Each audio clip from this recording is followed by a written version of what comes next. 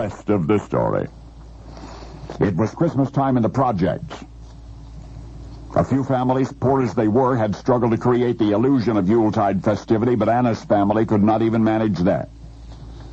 With 3 growing boys, it was all she could do to feed and clothe them. Their father was hardly ever around, so while some residents of the Richard Allen homes on Parish Place made the best Christmas they could, Anna's children knew better than to ask for one.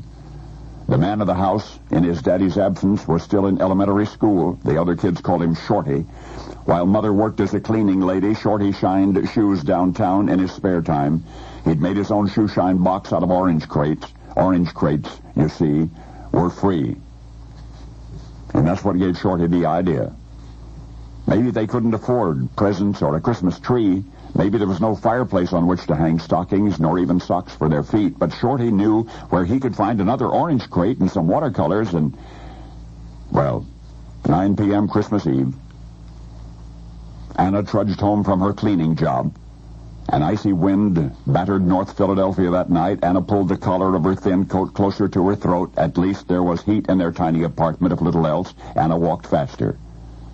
But when she opened the door, she was greeted by a most remarkable sight. Scarcely any furniture as usual, mostly dark as usual, but there, in an ordinarily empty corner, sat an orange crate such as nobody had ever seen before. It was painted brilliantly in Christmas colors. And what was that sitting on top? A little plastic Santa Claus with a solitary red light bulb inside. Some one thing left over from happier Christmases past. Then came a small voice in the gloom, Shorty's voice, saying, "Merry Christmas, Mama." Then 2 other small voices, those of Shorty's younger brothers, echoing his exclamation, "Merry Christmas, Mama."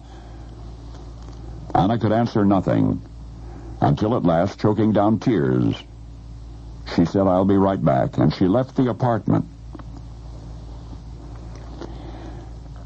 Shorty's a grown man today, but Christmas, special as it is, will always be a little more special to him because he remembers that one Christmas Eve of long ago, when Mother left the apartment, borrowed what money she could from neighbors to purchase a scrawny little Christmas tree and a few meager presents to open the next morning.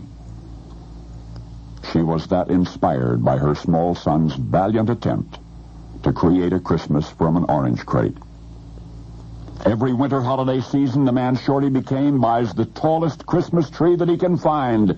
These days he bedecks it with as many lights as it'll bear. And yet, as Shorty's mother might have told you, no tree ever after shone so brightly as did that single glowing red bulb inside the Santa atop the painted orange crate, the cheerful Christmas creation of a small boy who grew up to become Bill Cosby. Now you know the rest of the story.